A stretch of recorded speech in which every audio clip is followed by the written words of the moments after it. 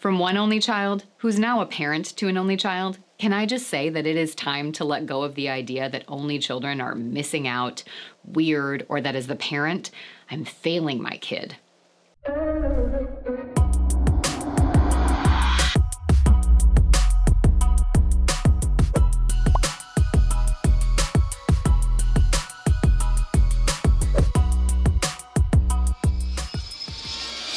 Hey everyone, how's it going? I'm Kira Wackett. Thanks for joining me for another video as we work to empower and equip you with the confidence and skills to write your own story so that you can live your lives on purpose. Today we're talking about the right every person has to decide if they want kids, how many, and the reality that no one gets to live your life but you, so why we need to stop projecting wants onto others and absorbing pressure that we should love and live differently than what aligns best for us. Since people found out I was pregnant with Everly, they've asked whether or not I want more kids. Usually it's less of an ask and more of an assumption that I would want to have more children. From comments like, it'll be different with your next child, or gosh, she's gonna be such a great big sister, to questions such as, when are you gonna start trying again? And how many more kids do you want? The messaging is clear.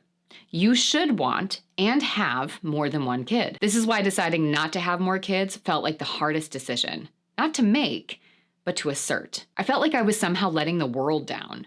I was doing something wrong by not having more children. Am I a bad parent? Am I selfish? Is something wrong with me? For the first 18 months of Everly's life, I talked about the choice ad nauseum with my husband. Should we have more kids? Maybe we could do it.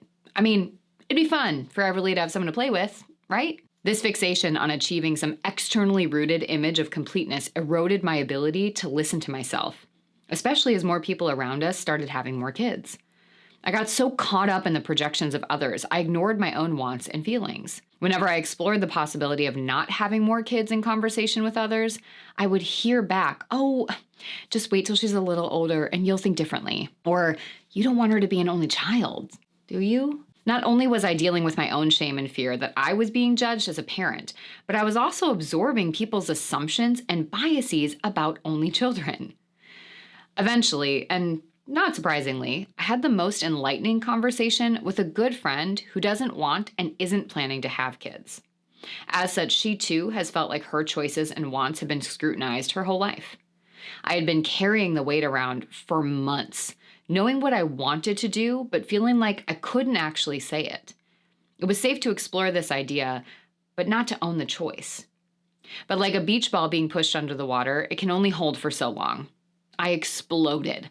I talked through every point and counterpoint about whether or not to have more kids, made a few, or not so few, angry remarks to the people who passed judgment on Everly, and assumed they knew what kind of person she would be based on knowing one fact about her life, and tried to defend against the biggest fear that my brain had held on to. I was selfish for not wanting to give more of my time, body, and life to raising kids. After I said it out loud, I was hot, a little nauseous and buzzing, and I was wet from the tears pouring down my face. But for the first time, I felt rooted. I'd been absorbing everyone else's wants, ideas, opinions, and projections for so long, I had felt silenced. And unfortunately, silence is the optimal growing condition for shame. I had placed the entirety of my worth and value on the outcome of this decision and lost sight of its true place in my life and value overall as a human. A decision that was mine and my husband's to make and had no bearing on anyone else's life but ours. A decision that didn't define what kind of mother I was and wouldn't dictate who Everly would be. One of the things my friend was able to offer after hearing her experiences of dealing with people pushing her to think about having kids was that the happiness of her life has never been achieved by making choices that satisfied someone else's goals. Whether it was wearing a certain clothing item, choosing a certain career, or deciding whether or not to have kids. Their opinions were simply ideas and suggestions from people with no responsibility or power to lead her life. And as such, the decision for her was about letting herself down by living for others, or being okay letting others down for things that were never theirs to hold. It wasn't that exact day that I finally let go of the pressure to satisfy everyone else's idea of what a full life looks like, or let go of the assumptions and projections others may have put on me for my life. If I'm being honest, it's still a work in progress, but I've come to accept a few simple truths. I am not a better or worse parent because of the number of kids I have. Love, intentionality, and depth of connection is not quantifiable or comparable.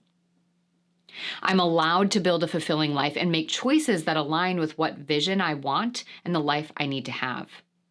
The way I choose to invest my time and energy in the world is for me to decide. I can choose things that others don't understand or want. No one else has to live my life, so I have to make sure that I'm the one driving my life where I want and need it to go. Everly isn't destined to be selfish or unkind because she's an only child. Character is built and informed by so much more than the number of siblings we have. Plus, as an adult only child, can I just say that it's hurtful and harmful to keep putting these assumptions out there? At the end of the day, parenting is incredibly hard, no matter how many kids you have. And we could all use more love and support as we show up every day trying to be the best caregivers we can be and raise the best humans we can without worrying about whether or not we're doing it right or good enough. So as we wrap for today, let's do something different in the comments. Let's all celebrate our right to choose and be who we are by putting in the comments something that's right for us, our choice. And any ideas, suggestions, notions that others may have, we're gonna leave those behind. Be sure to check out the show notes for other resources to support you in your journey to shame resilience, both as a caregiver and as a human. If you haven't joined the AR Insider yet, be sure to click a link in the show notes and get yourself on the list to get exclusive content and discounts that I don't share anywhere else, and stay in the know on all of the new content and projects that I'm working on. And if you like what you're hearing, give me that thumbs up and share this video with someone else who could benefit from hearing from it. And if you want to stay in the know on all of the work I'm doing on YouTube, hit that subscribe button. Thank you so much for being here with me today. Remember, you have the right to author your own story. Whether there's one kid, no kids, or lots of kids, your story is yours. And how much lighter would the world feel if we could all get to the place of letting everyone show up as they are without projecting or judging their stories, but honoring them as they are. So let's walk forward together and let's each go grab that pen back and live the lives that we are meant to live so that we can thrive.